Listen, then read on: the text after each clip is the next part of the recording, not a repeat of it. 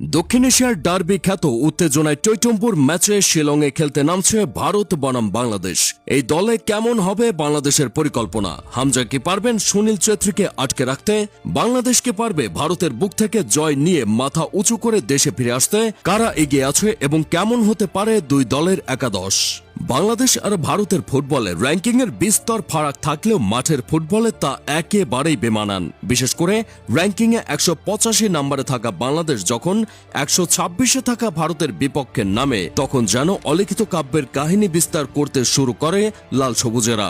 শেষ চার দেখায় ভারতের এক জয়ের বিপরীতে বাকি ৩টি ম্যাচেই সমতায় থেকে শেষ করে উভয় দল। শেষবার ২০২১ সালের সাব চ্যাম্পিয়নশিপে মুখোমুখি হয়েছিল উভয় দল। ভারতের লিডে থাকা ম্যাচের শেষ দিকে ইয়াসিন আরাফাতের গোলে সমতায় ফিরে ৯০ মিনিট শেষ করে বাংলাদেশ। তাই তো বলার বাকি রাখে না এবারও কতটা উত্তেজনা ছড়াতে যাচ্ছে শিলংয়ে হওয়া এশিয়ান কাপ কোয়ালিফিকেশনের ম্যাচটি। বাংলাদেশ সময় ২৫ তারিখ সন্ধ্যা ৭:৩০ মেঘালয় রাজ্যের রাজধানী শিলংয়ের জওহরলাল নেহেরু স্টেডিয়ামে স্বাগতিক ভারতের মুখোমুখি হবে বাংলাদেশ। এই ম্যাচের দুইটি বিশেষ দিক হল, নাম্বার 1, জওহরলাল নেহেরু স্টেডিয়ামে প্রথমবারের মতো কোনো আন্তর্জাতিক ম্যাচ হতে যাচ্ছে, আর দ্বিতীয়টি হল লাল সবুজের জার্সিতে হামজার অভিষেক হওয়া। সমগ্র এশিয়া সম্ভবত হামজার বাংলাদেশ অভিষেকের মুহূর্তটির জন্যই অপেক্ষা করছে। হামজার ডেবু হওয়া ম্যাচের রোমাঞ্চ তুলনামূলক একটু বেশি হবার কথা। তার উপর ৮ মাসের অবসর ভেঙে ভারতীয় ফুটবলের কিংবদন্তি সুনীল ছেত্রীর ফিরে আসা এই উত্তেজনায় আরও ঘি ঢেলেছে। অতিথিদের কতটা সাবধানের চোখে দেখছে ভারত, তা আরও আগেই প্রমাণ মিলেছে তাদের অবসরে যাওয়া খেলোয়াড় ফিরে আসায়। তাছাড়া অতিথি দলের সাথে সস্তা মানসিকতার পরিচয় দেয়া এই সফরকে আরও প্রশ্নবিদ্ধ করে।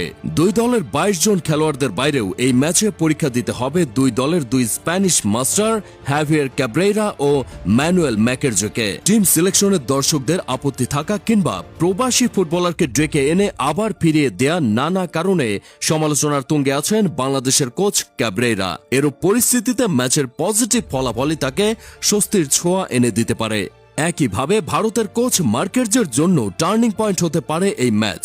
দলটির দায়িত্ব নেওয়ার পর ৪ ম্যাচ শেষে গত সপ্তাহে প্রথম জয়ের দেখা পায় মার্কেরজোয়ে। হামজার আগমনে বাংলাদেশ দলে যেমন অ্যাডভান্টেজ বেড়েছে, তেমনই শেষ ম্যাচে ছেত্রীর গোলে মালদ্বীপের বিপক্ষে পাওয়া জয় বাড়তি অনুপ্রেরণা দেবে ভারতকে।